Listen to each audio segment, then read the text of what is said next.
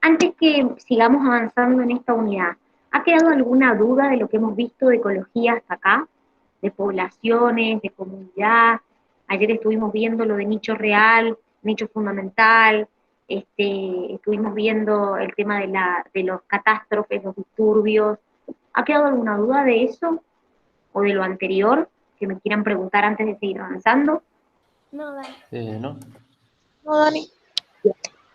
Buenísimo. Es una unidad muy teórica donde recuerden que los ejemplos son fundamentales.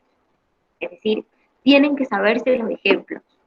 Así que cuando vayan a estudiar y vayan a hacer su resumen, recuerden poner en ese resumen los ejemplos que nosotros les damos, porque lo más probable es que la pregunta en el ingreso sea sobre un ejemplo relacionado con la teoría, pero con un ejemplo, siempre a partir de un ejemplo. Así que recuerden siempre los ejemplos estudiados. Bien, vamos entonces a arrancar con esta última parte de ecología. Hemos visto poblaciones, hemos visto comunidades, ¿qué nos queda por ver? Ecosistema y biosfera. Lo de biosfera es muy cortito, vamos a empezar a desarrollar esta parte de los ecosistemas. ¿Qué era un ecosistema? Un poco lo vimos al principio de la unidad, dijimos que es una unidad que está formada por componentes bióticos que interactuaban entre sí. Pero fíjense que ahora a la definición le agregamos algo más. A la definición le agregamos a través de los cuales fluye energía y circula materia. Y esto es muy importante. Es decir, no es solamente como lo habíamos definido nosotros al principio, como bueno, la interacción de la comunidad con el ambiente o la suma o la interacción de componentes bióticos y abióticos, sino que a esta definición de ecosistema le agregamos el a través de los cuales fluye energía y circula materia. ¿A qué se referirá eso? ¿Qué piensan que se refiere eso de fluye energía y circula materia? ¿Qué piensan? ¿Qué significa eso que dice ahí de la definición del ecosistema? La energía que toma el animal cuando se alimenta. Bueno, bien. ¿Y el respecto al fluye materia? ¿A qué se referirá? ¿No saben? Bien, miren. Esto está relacionado un poco, muy bien, lo dijeron recién, con ¿qué significa fluye energía? Existe lo que se llama un flujo unidireccional de la energía. ¿Qué quiere decir esto? Y esto es muy importante. Siempre la energía va en un solo sentido, que es desde los autótrofos hacia los heterótrofos, que son los que se los comen básicamente. ¿Sí? Entonces, ¿cómo es el proceso de la energía? ¿Cómo es el flujo en un ecosistema de la energía? Y fíjense, eh, los autótrofos son los que absorben la energía lumínica, ¿sí? La convierten en energía química, ya lo vamos a ver enseguida, y a partir de ahí el flujo de energía es unidireccional, es decir, después estos autótrofos son consumidos por heterótrofos y la energía fluye en este sentido, ¿sí? Es decir, entra como luz solar a los autótrofos, esos autótrofos son comidos por heterótrofos, o sea que siempre la energía va desde los autótrofos hacia los heterótrofos, del flujo energético, pero después nosotros perdemos esa energía, sale del ecosistema como calor. Todos los individuos perdemos calor, ¿sí? Todos, los autótrofos, los heterótrofos, todos, bueno, acá fíjense que les aparecen los descomponedores, que ya los vamos a ver enseguida, todos los organismos de un ecosistema perdemos calor, y es la manera en que liberamos la energía, así como le incorporamos energía, ya sea en un autótrofo a través del sol o en un heterótrofo consumiendo un autótrofo o a otro animal, todos liberamos energía, perdemos energía en forma de calor.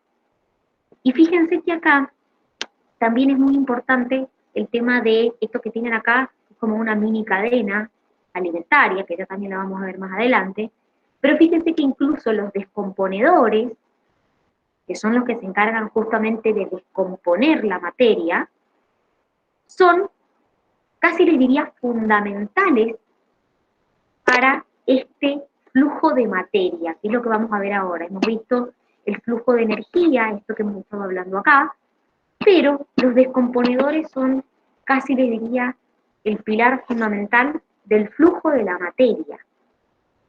¿Qué significa esto? La materia en un ecosistema se recicla. ¿A qué le suena que se recicla? ¿Qué significa reciclar? Reutilizar. Bueno, muy bien. ¿Qué sería? ¿Cómo sería? ¿Cómo lo explicarían? ¿Qué significaría en un ecosistema que hay un reciclamiento de la materia? Porque ya vimos lo que significaba el flujo unidireccional de la energía en un ecosistema. ¿Y qué significaba el reciclamiento de la materia? ¿O qué significa para ustedes reciclar la materia en un ecosistema? Que lo vuelven a usar. Por ejemplo, si se descompone un animal, las plantas van a utilizar esto. Bien, va por ahí, muy bien, perfecto. Esto quiere decir que cuando nosotros hablamos de reciclamiento de la materia, hablamos que la materia va del medio abiótico, pasando por los seres vivos y volviendo otra vez al medio abiótico. Es decir, en este proceso, como les decía recién, son fundamentales ellos, los descomponedores. Fíjense que acá tenemos algunos hongos, bacterias. Estos son los, casi les diría, los reyes de que esto ocurra. ¿Por qué los reyes de que esto ocurra? Y porque la realidad es que si nosotros analizamos el ecosistema, analizamos, por ejemplo, acá tenemos una cadena dentro del ecosistema, como ustedes dijeron, está bien, qué sé yo, los autótrofos son consumidos por heterótrofos, que primero son herbívoros y después son carnívoros, que se consumen al herbívoros, pero quienes realmente hacen ese reciclamiento importante son estos, porque justamente como dijeron, son los encargados de descomponer a todos ellos y toda esa materia orgánica transformarla otra vez en moléculas inorgánicas. Entonces ustedes me van a decir, bueno, y ahora con esas moléculas inorgánicas, ¿qué hago? Y esas moléculas inorgánicas otra vez las absorbe la planta, los autótrofos, junto con la luz, y otra vez el proceso se inicia. Entonces yo tengo esto de reciclar, es decir, lo que la planta absorbe, los nutrientes que la planta, las moléculas inorgánicas que mi planta absorbe del suelo y las utiliza para fabricar tus alimentos, diría, su hidrato de carbono, y después lo consumen los herbívoros, después termina volviendo al suelo, porque estos descomponedores los terminan descomponiendo y a la larga otra vez termina volviendo al suelo. Pero fíjense que hay otra cosa también importante acá, que nosotros incorporamos, por ejemplo, un herbívoro consume una planta e incorpora una fuente de carbono, un hidrato de carbono. Un carnívoro se consume un herbívoro e incorpora una fuente de carbono, ¿sí? Incorpora hidratos de carbono. Cuando los descomponedores consumen o descomponen, mejor dicho, a los herbívoros, los carnívoros y las plantas, también lo que hacen es descomponer materia orgánica. Pero fíjense que también hay un flujo de esto. Es decir, no solamente que incorporamos carbono, sino que también liberamos carbono al ambiente mediante la respiración. Es decir, nosotros cuando respiramos liberamos dióxido de carbono. O sea que si bien consumimos carbono, también nosotros en el proceso de la respiración liberamos dióxido de carbono al ambiente. Entonces, también hay un reciclamiento de la materia. ¿Se entiende hasta acá? Sí. Bien, perfecto. Vamos entonces a hablar de energía y flujo en los ecosistemas. Y nos vamos a meter en el concepto de las pirámides.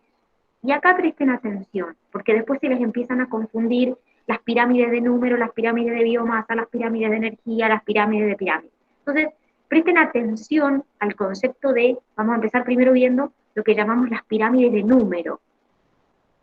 ¿Qué es la pirámide de número? ¿Para qué me sirve?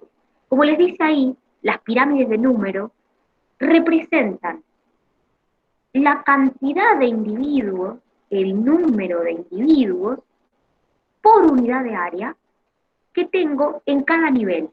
¿A qué se refiere con cada nivel? Y productor, consumidor primario, consumidor secundario, consumidor terciario.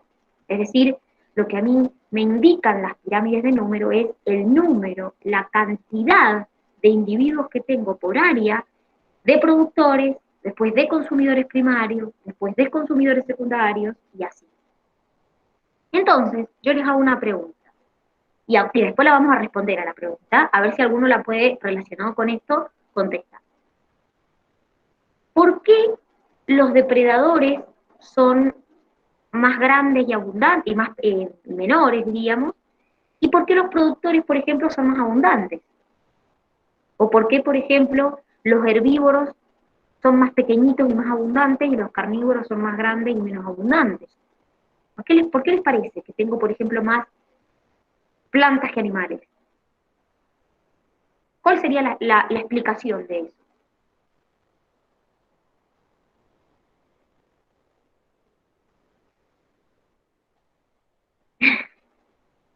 ¿Qué les parece? ¿Cuál podría ser la explicación de esto? Porque a los animales les llega una porción menor de energía. Bien, va por ahí, muy bien, perfecto, muy bien, perfecto. Ahora vamos a ver el por qué les llega menos energía a los animales. Fíjense, esto que ustedes tienen acá, como les dije, me representa en la base siempre los productores y después los consumidores primarios, que son herbívoros, y después consumidores secundarios, terciarios, que ya tengo carnívoros. Ahora, según la segunda ley de la termodinámica, no se hagan problema que no les vamos a enseñar termodinámica en biología, pero según la segunda ley de la termodinámica, en todos aquellos sistemas donde se transforma energía, donde hay un proceso de transformación de energía, hay parte de la energía que se pierde. ¿Qué quiere decir esto? Que no toda la energía que yo incorporo pasa al nivel siguiente. Entonces, la segunda ley de la termodinámica dice que en los procesos de transformaciones de energía hay parte de energía que se disipa, hay parte de energía que se pierde. Entonces, si nosotros analizamos un poquito estas pirámides de números, nosotros podemos analizar lo siguiente. Los productores lo que van a hacer es, básicamente, transformar energía lumínica en energía química. ¿Y cómo la van a almacenar a esa energía química? Y con hidratos de carbono.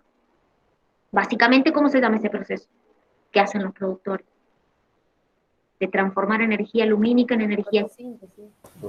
Es decir, la fotosíntesis. Es decir, mediante la fotosíntesis, los productores van a obtener hidratos de carbono para ellos. Ahora, cuando yo me voy al siguiente nivel, que serían los herbívoros, que los tengo acá, que son consumidores primarios, si yo me fijo, para que un herbívoro pueda disponer de la energía, tiene que poder transformar hidratos de carbono vegetales en hidratos de carbono animales. Y como dice la segunda ley de la termodinámica, que acabo de decir, en toda transformación energética, parte de la energía se pierde. Ya lo vamos a ver enseguida cuánto es lo que se pierde. Entonces, como ese proceso de transferencia energética no es eficiente al 100, cada nivel va recibiendo menos energía. Entonces, claramente, como va recibiendo menos energía, los animales siempre disponen de menos energía que las plantas. Entonces, al disponer de menos energía, son menos. Esa es la razón. Está muy bien lo que habían dicho. Ahora, si yo veo esas pirámides de número que ustedes ven ahí, no son iguales. ¿Qué tienen de distinto? ¿Qué le ven de distinto a esas pirámides? ¿Qué le ven de distinto a las dos pirámides que tienen ahí, que dice A y B? ¿Qué tiene la base de la pirámide A y cómo es la base de la pirámide B? La cantidad de productores. Bueno, la realidad es que estas pirámides, yo acá veo una base bien ancha y acá veo una base muy fina. O sea que esto es una pirámide como normal y esto es una pirámide invertida, porque tiene la base muy finita. Entonces, ¿por qué la pirámide de número este es así y la pirámide de número este es así? Esto está relacionado con el tipo de productor, puntualmente con el tamaño del productor. ¿Qué quiere decir esto? Cuando los productores son pequeños, por ejemplo un pasto, yo necesito mucho productor para poder alimentar al nivel que sigue, que sería el consumidor primario, que son los herbívoros. Entonces, cuando los productores tienen un tamaño pequeño, imagínense un pasto, en ese caso, yo necesito mucha cantidad de productor para poder alimentar al nivel que sigue, que son los consumidores primarios. Ahora, cuando el productor es grande, imagínense un árbol, por ahí de un mismo árbol yo puedo alimentar a varios consumidores primarios. Entonces por eso la pirámide acá se invierte y veo que la base es bien finita, porque por ahí con un solo productor puedo alimentar a varios consumidores primarios. Acá con un solo pasto no puedo alimentar a varios consumidores primarios. Entonces las pirámides de números se invierten, escuchen bien esto porque después se nos van a confundir con las pirámides de biomasa. Las pirámides de números se invierten, es decir, esto, según el tamaño del productor. Cuando el productor es grande, la base de la pirámide es estrecha, porque puede alimentar a varios consumidores primarios. Cuando el productor primario es pequeñito, necesito mucha cantidad de productor primario para poder alimentar al nivel que sigue. ¿Se entendió? ¿Se entiende, chicos? Sí. Sí. Sí, Ana. Entonces, a analizar un poquito las capas de la atmósfera. En las capas de la atmósfera, perdón, ¿por qué analizamos las capas de la atmósfera? Porque como dijimos recién, nosotros dependemos, queramos o no, indirectamente de la luz solar. Porque algunos consumen animales herbívoros o los herbívoros consumimos plantas, pero necesitamos que los autótrofos reciban luz. Necesitamos que los autótrofos reciban energía. Entonces, la energía para poder llegar al autótrofo tiene que atravesar las capas de la atmósfera, que son estas que tenemos acá. Por eso vemos la capa de la atmósfera, ¿sí? Porque los autótrofos, que son los primeros de la cadena, necesitan de la luz. Entonces, si yo me empiezo a fijar las capas de la atmósfera, fíjense, esta es la capa que está más cerca de la Tierra, es la troposfera, y es donde ocurren los fenómenos climáticos. Nosotros decimos, los fenómenos climáticos o las condiciones climáticas nos referimos a lo que está pasando puntualmente en la troposfera. La capa que le sigue, ¿sí? Fíjense que acá me va mostrando las alturas de esas capas. La que le sigue, que es la estratosfera, lo que tiene de particular que es donde se encuentra la capa de ozono. Fíjense que acá está nuestra capa de ozono. ¿Para qué sirve la capa de ozono? ¿Para qué sirve la capa de ozono en la atmósfera? Y nos protege de los rayos ultravioleta. Perfecto, porque puntualmente lo que hace es absorber la radiación ultravioleta. Entonces, ¿qué significa que el ozono? ¿Cómo está formado el ozono? Oxígeno 3. Muy bien, perfecto. Entonces, en la estratosfera yo voy a tener la capa de ozono. En este caso, si yo me fijo en la capa, fíjense, todo esto es la estratosfera. Toda esta capa es la estratosfera, ¿sí? Entonces, a medida que yo voy ascendiendo a la estratosfera, la temperatura va aumentando. Es decir, la parte superior de la estratosfera, el límite superior, tiene una temperatura ligeramente inferior a lo que es la temperatura acá en la Tierra, ¿sí? En la superficie terrestre. Sigo con la capa que sigue, que es la mesósfera. En la mesósfera pasa algo, que es que hay una disminución gradual de la temperatura. A medida que yo me voy alejando de las concentraciones de ozono, la temperatura va disminuyendo. ¿Sí? Entonces cada vez se hace más fría. Y por último, tengo la termósfera o ionosfera, que es como la capa más alejada de la Tierra, si yo considero que la Tierra está acá, es la capa más alejada, donde la termósfera se caracteriza por otra cosa, que es que la temperatura vuelve a aumentar. Y esta capa que tengo acá, que es la termósfera, también se caracteriza porque es muy rica en átomos que están ionizados. Entonces, fíjense que si nosotros tenemos en cuenta esta capa y la comparamos con las capas de más bajo, diríamos, esta capa tiene, por eso se llama termósfera, tiene una temperatura más elevada. Entonces, las radiaciones solares tienen que atravesar estas capas para poder llegar a los autótrofos que tenemos acá abajo. Entonces, ¿qué les parece? ¿Llegará el 100% de la energía solar a mis autótrofos? No. No, claramente que no. ¿Cómo es el tema de la energía solar? Miren, y ahí lo vamos a relacionar un poquito también con la capa de ozono. Del 100% de la energía solar, que es esto que tienen acá, solamente un 50% llega a la Tierra. O sea, fíjense que estoy perdiendo el 50%. ¿Sí? Un 30% se refleja. El 30% se refleja. Y el 20% restante se absorbe. ¿Sí? Entonces, ¿qué es esto del albedo que tengo acá? El albedo es un porcentaje que me indica la relación de la energía que se refleja con la energía que incide. Es decir, en criollo, de la energía incidente, ¿cuánta energía se refleja? Fíjense, 30%, que es lo que dijimos acá. Un 30% de la energía se refleja y un 20% se absorbe. O sea que la realidad es que solamente el 50% llega a la Tierra. Pero de ese 50% que llega a la Tierra, miren el porcentaje que se usa en la fotosíntesis. Nada. Del 1 al 3% de esa energía que llega es la que se utiliza en el proceso de fotosíntesis. Fíjense que no es nada. Y sin embargo, con ese porcentaje alcanza para que los autótrofos puedan hacer el proceso de fotosíntesis. Ahora, ¿qué es esto de la capa de ozono? Recién lo estuve preguntando y ustedes me dijeron que nos protegía de las radiaciones UV. ¿Por qué nos tenemos que proteger de las radiaciones UV? ¿Qué hacen las radiaciones UV por las que nos tenemos que proteger?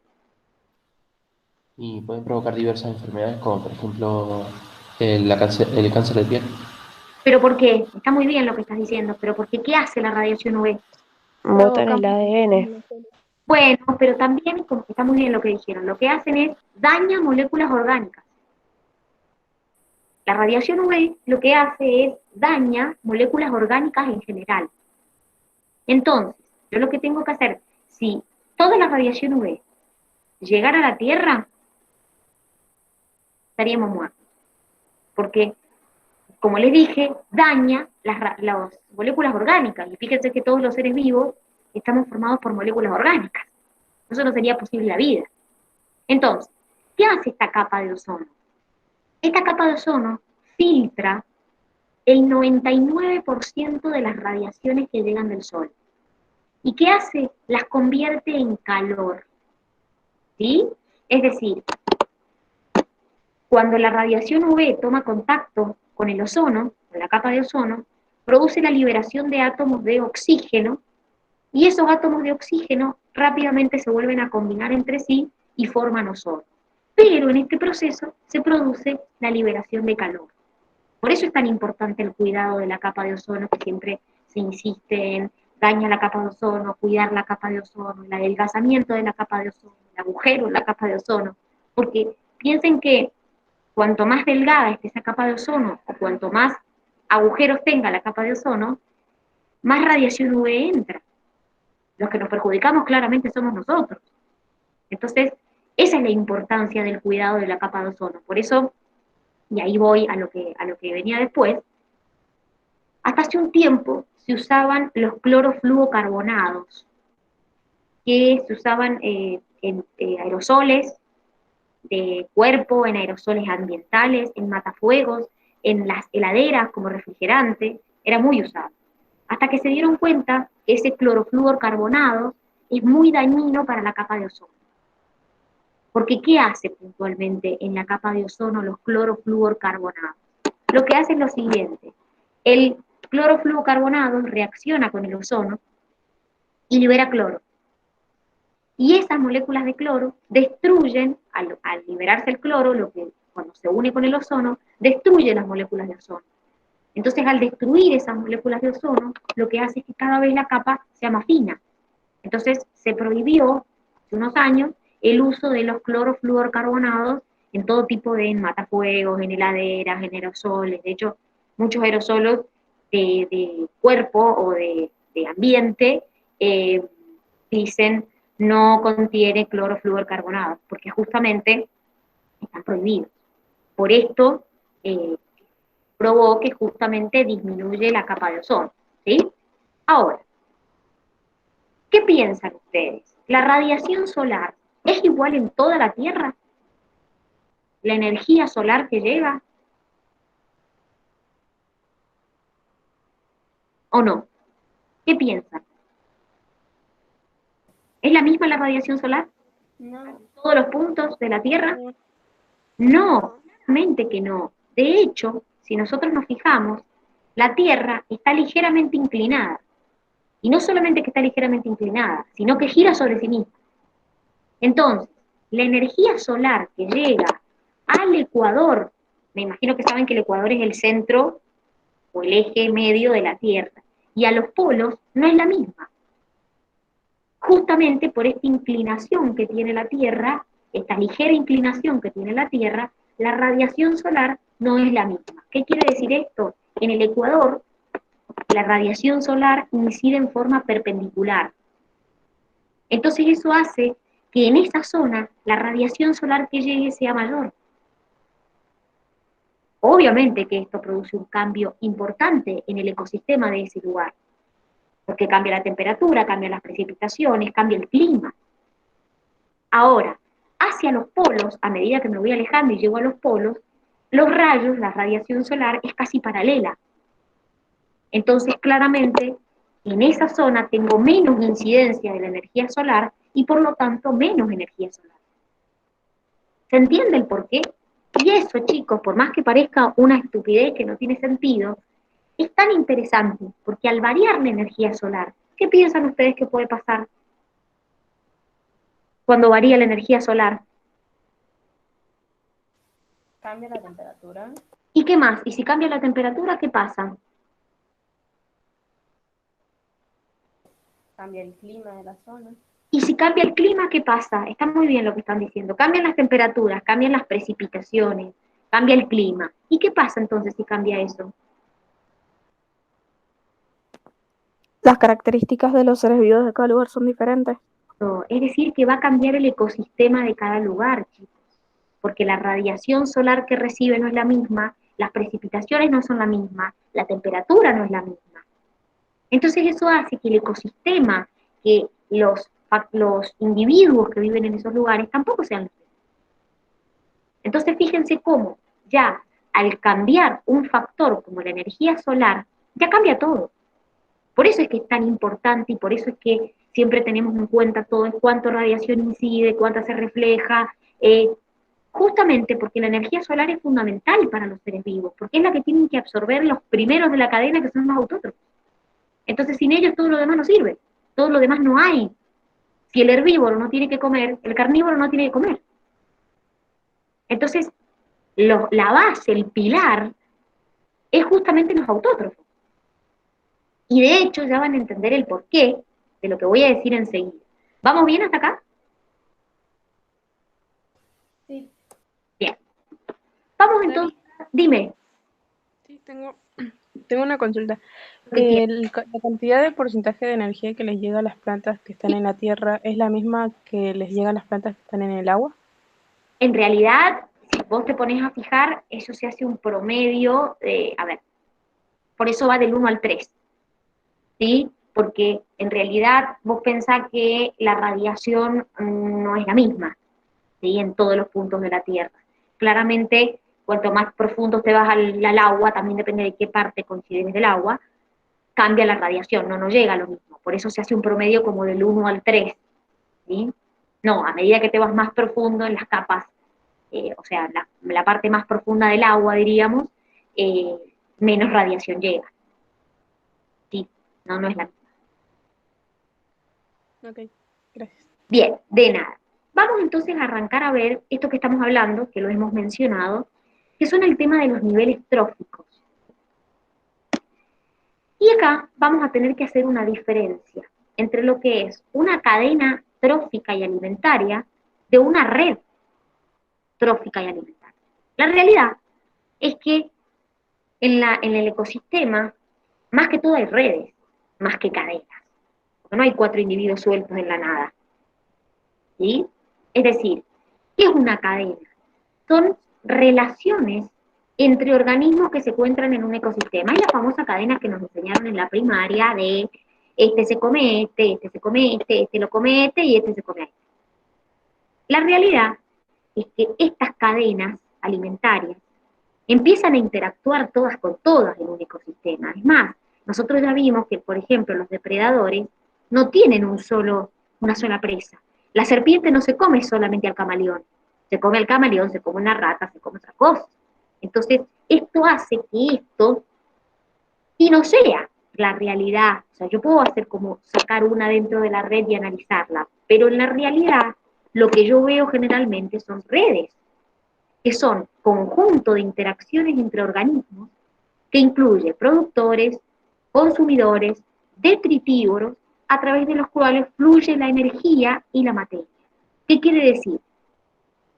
Fíjense, y el lobo no consume solo al zorro, consume al zorro, consume la lechuza, consume un topo, consume, es decir, esto, si ustedes se ponen a fijar y lo pudieran extraer, son un montón de cadenas alimentarias interactuando entre sí, pero la realidad es que esto es lo más, ¿cómo les podría decir?, lo más real en un ecosistema. Porque la realidad es que un depredador no tiene una sola presa, y un herbívoro generalmente no come una sola planta. Entonces, esto hace que las interacciones entre ellos sean un poco más complejas, y es lo que estamos viendo acá. ¿Se entiende la diferencia entre una cadena y una red? Sí. Bien, les quiero hacer una aclaración. Las cadenas nunca tienen más de 5 eslabones, las cadenas alimentarias. Y ya van a ver enseguida el porqué. Esto está relacionado con la energía que estuvimos hablando recién. Las cadenas alimentarias nunca tienen más de 5 eslabones formando esa cadena. ¿Sí? Y otra cosa importante, y ahí voy a responder una cosa que estábamos hablando recién, el 99% de la materia orgánica, escuchen bien, el 99% de la materia orgánica son plantas y algas. O sea, de la materia orgánica que existe en un ecosistema, el 99% son plantas y algas. Y el 1% restante son heterótrofos. Entonces, ahí también respondemos un poco el tema de la cantidad de autótrofos que hay y la cantidad de heterótrofos que hay. Hay muchos más productores que heterótrofos. Entonces, esa es la importancia que hay que tener en cuenta. Por eso son tan importantes los autótrofos, porque son la base de la cadena. Fíjense que si nosotros miramos acá, si esto no existiera, nada de esto podría existir, porque los herbívoros no se podían alimentar y por lo tanto los carnívoros no tendrían que comer. Entonces la base son los productores. Ahora, vamos a empezar a analizar cada uno de los niveles de esta cadena. Fíjense que yo tengo el productor, el consumidor primario, el consumidor secundario, consumidor terciario y así, ¿sí? Los productores, que son el primer nivel, pueden ser autótrofos o quimiosintéticos. Y tenemos en el agua, que recién me preguntaban, las algas, y en las plantas, en la tierra, perdón, las plantas. Como les dije recién, el 99% de la materia orgánica son productores, chicos. Es decir, que la mayor parte de nuestra biomasa, escuchen bien el concepto, que ya lo vimos ayer, que ¿qué era la biomasa? El peso total en seco de todos los organismos que hay en un momento. La mayor parte de nuestra biomasa son productores. Entonces, siempre a los productores hay que tenerlos en cuenta. Y para eso se calcula lo que se llama la productividad. Que fíjense que acá tenemos productividad neta productividad bruta, conceptos importantes. ¿Qué es la productividad bruta? La productividad bruta es la tasa a la cual los organismos asimilan energía en un nivel trófico. Y es la suma de la productividad neta más la materia orgánica que consumen en su metabolismo. Repito, la productividad bruta es la productividad neta más la materia orgánica que se consume en el metabolismo de esos individuos. También lo podríamos hacer al revés. Yo les digo, chicos, ¿qué es la productividad neta? Es la productividad bruta, y esto pasa restando, menos la materia orgánica que consume en el metabolismo. Entonces, ¿de qué depende esta productividad? Depende de la temperatura en los productores, estamos hablando, de las precipitaciones, de la luz, es decir, no solamente de cuánta duración de luz haya, sino qué intensidad tenga, y ahí está lo que estuvimos hablando de las radiaciones en el ecuador y en los polos, de los minerales que tenga el suelo. Entonces, fíjense que acá les he puesto, por ejemplo, la cantidad de energía que reciben del sol. Esto está en calorías, no hace falta que lo sepan, les estoy mostrando un ejemplo de la productividad neta, ¿sí? Entonces, fíjense, la productividad neta sería la bruta menos la materia orgánica, consumida en el metabolismo. Entonces, fíjense, inciden esta cantidad de luz. La energía que se usa en la producción bruta, o en esta productividad bruta, es esta. La energía que no se utiliza es esta. La energía que utiliza en la respiración el productor es esta. O sea que lo neto es lo que le quedó acá. ¿Sí? Un ejemplo de productividad neta y bruta. Entonces, la neta, que sería esta que tienen acá, es la productividad bruta menos la materia orgánica consumida en el metabolismo. ¿Se entiende?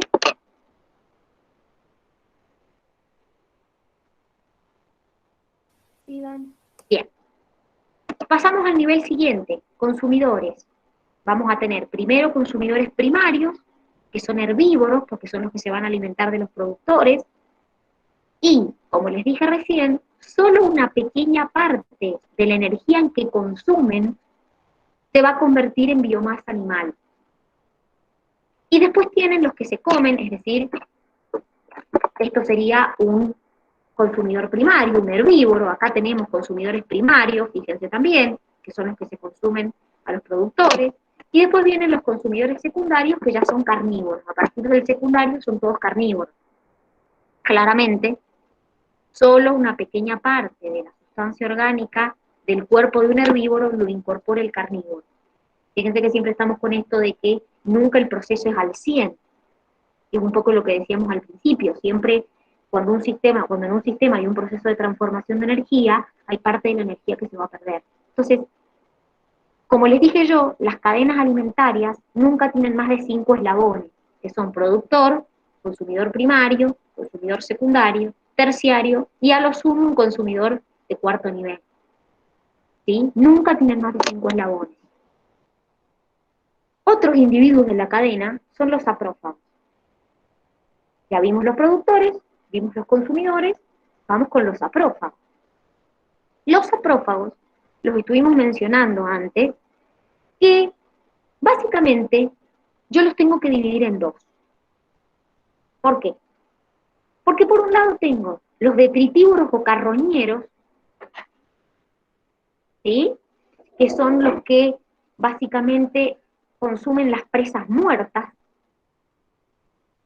Entonces lo que hacen básicamente es una reducción de tamaño de la materia. También puede haber algún proceso digestivo, como las hienas, los buitres, los cuervos. Y por otro lado tenemos los descomponedores, que son los que transforman la materia orgánica en inorgánica, donde ahí tenemos bacterias, hongos, lombrices. Entonces hacen un proceso de descomposición. Quiere decir que cuando yo hable de los saprófagos, son los que se van a encargar de la descomposición de la materia orgánica. Pero la descomposición de la materia orgánica implica dos procesos.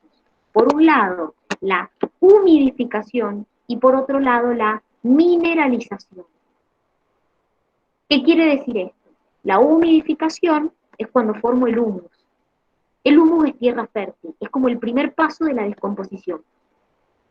Y después, la mineralización es cuando hago la descomposición final, es decir, el pasaje literalmente de materia orgánica a inorgánica, que esto lo hacen fundamentalmente los descomponedores, como las bacterias, los hongos, las lombrices, etc.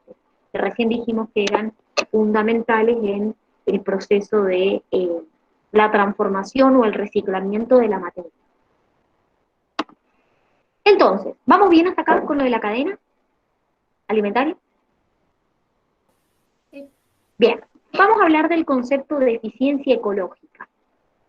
La eficiencia ecológica, escuchen bien, es la capacidad de los componentes bióticos de un ecosistema, recuerden, componentes bióticos es lo que tiene vida, para poder explotar sus recursos y convertirlos en biomasa. Es decir, un animal en biomasa animal y un vegetal en biomasa vegetal. Entonces, es la capacidad que tienen los organismos vivos, los componentes bióticos, de usar el recurso y convertirlo en biomasa.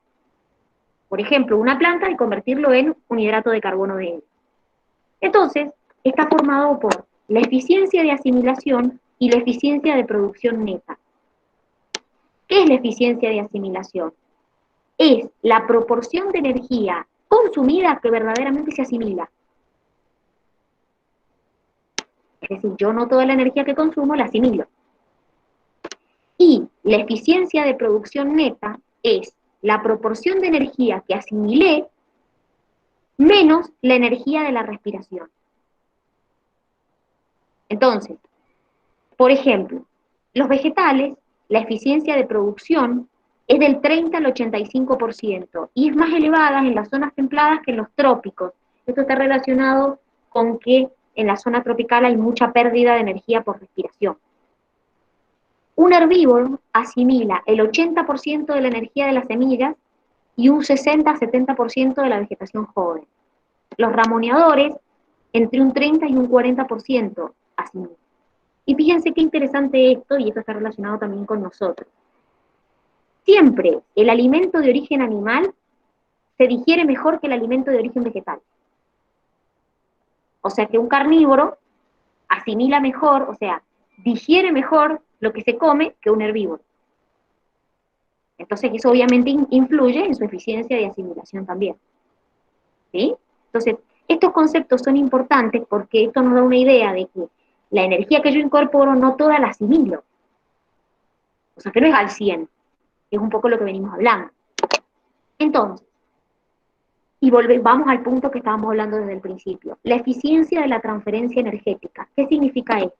Esto significa, chicos, que a medida que yo voy avanzando en cada nivel de mi cadena, la energía se va perdiendo, se va disipando. Fíjense acá, productor, consumidor primario, secundario, terciario, cuaternario.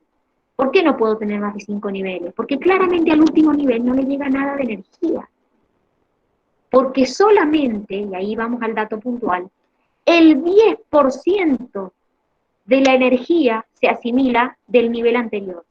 Es decir, si yo parto de un productor que tiene 100, al consumidor primario solo le llega el 10, al secundario el 1 y al terciario el 0,1 y así. Entonces imagínense si esta cadena siguiera, cada vez me llegaría menos energía. Por eso las cadenas no tienen más de 5 eslabones.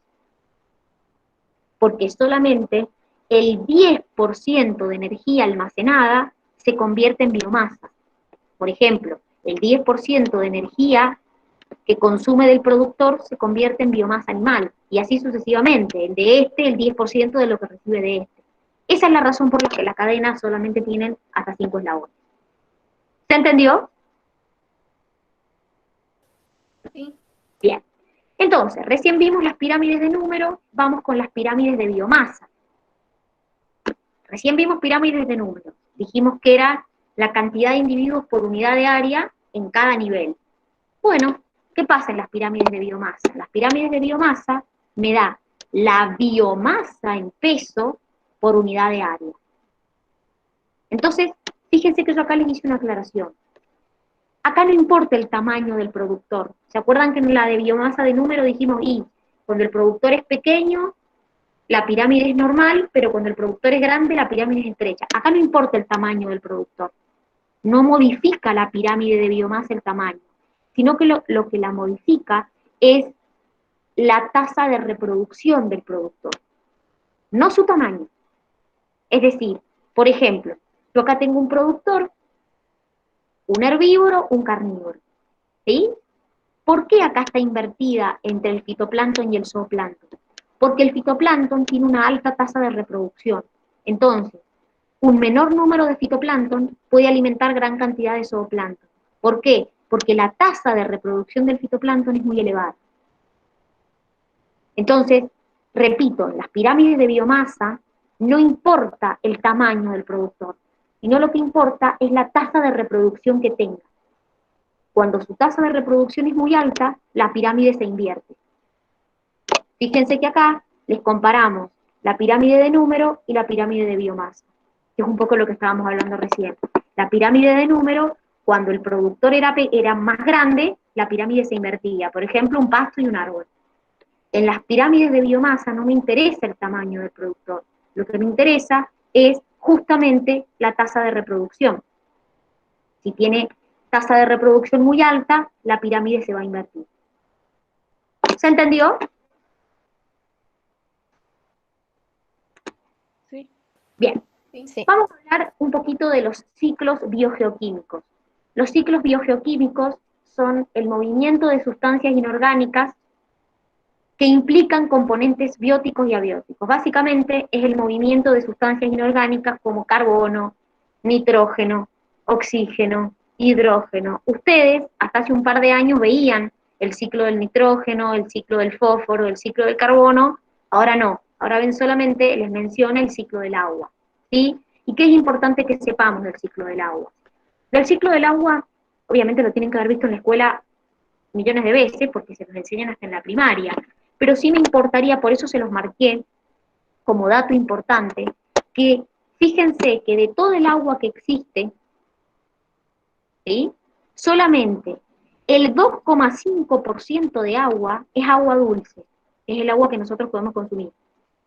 Y de ese 2,5%, fíjense nada, el 68,9% de ese porcentaje está en glaciares, el 0,3% está en río y el 30,8% está en agua subterránea. Fíjense, chicos, la cantidad de agua que existe, pero es agua salada, o sea, está en los mares, no la puedo consumir. Entonces, por eso es la importancia del cuidado del agua, porque de toda el agua que hay, solamente el 2,5% es agua dulce, o sea, es agua que yo puedo consumir. El resto no me sirve. Entonces, respecto al ciclo del agua, fíjense que acá, bueno, un poco lo tienen que haber visto, la incidencia de la radiación hace que el agua de los mares, los ríos, se evapore. En esa evaporación, luego hay un proceso de condensación, y luego cuando la condensación aumenta, se produce la precipitación. Parte de esa precipitación vuelve a formar parte de los ríos, y parte infiltra y forma lo que se llaman las napas freáticas, que son las capas subterráneas de agua que existen. Entonces acá en este cuadrito, fíjense que dejemos como comparado un poco el tema de, bueno, cuando la energía solar incide, yo tengo dos procesos importantes. Por un lado, la evaporación, que es lo que dijimos recién, que es el agua que se evapora de los océanos o de las aguas superficiales. Pero hay otro proceso también que la energía solar genera, que es la transpiración, que básicamente es lo que evaporamos de los seres vivos, ¿sí? Inclusive de las plantas. Nosotros por ahí nos imaginamos como transpiración y nos imaginamos solo nosotros. Esa agua que se evapora pasa a la atmósfera. Luego del proceso de condensación viene el proceso de precipitación, que puede ser nibia o en forma de granizo o en forma de lluvia, y otra vez pasa a formar parte de los océanos, del suelo, y parte se infiltra. Entonces en ese proceso de infiltración alcanza las áreas subterráneas, que es esto que les mencionaba acá. Fíjense que en los lagos y en los ríos hay solamente un 0,3%. Miren la cantidad de agua que hay subterránea. O sea que la realidad es que el proceso de infiltración no es tampoco como nosotros pensamos. Es bastante. ¿Se entiende? Sí, sí. Bien, perfecto. Vamos entonces con la biosfera. Vimos población, comunidad, acabamos de ver ecosistema, y lo último que vamos a ver es el concepto de la biosfera, ¿sí? El concepto de la biosfera fue como cambiando a lo largo del tiempo, porque se definía antes como la parte de la Tierra donde están los seres vivos. Y ese concepto es medio como acotado, diríamos, ¿sí? Porque la realidad es que es un sistema formado por los seres vivos del planeta Tierra, junto con el medio físico que los rodea, y que básicamente ellos contribuyen a formar ese medio físico. Pero lo que cambió, más que todo a lo largo del tiempo, fue el concepto de la biosfera. Antes se creía que la biosfera era desde la Tierra para arriba, básicamente. Pero con el correr del tiempo, es como que empezaron a descubrir que debajo del nivel del mar también había vida. Por ejemplo, que algunas bacterias podían vivir ahí. Entonces ya el concepto de la biosfera se amplió, es decir, no el concepto, sino lo que nosotros consideramos como biosfera, de dónde a dónde va, se amplió. Porque antes se pensaba que solamente arrancaba desde el nivel del mar hacia arriba. Entonces, por eso, acá les aclaré que se extiende desde unos 8 a 10 kilómetros por encima del nivel del mar hasta unos pocos metros debajo del suelo.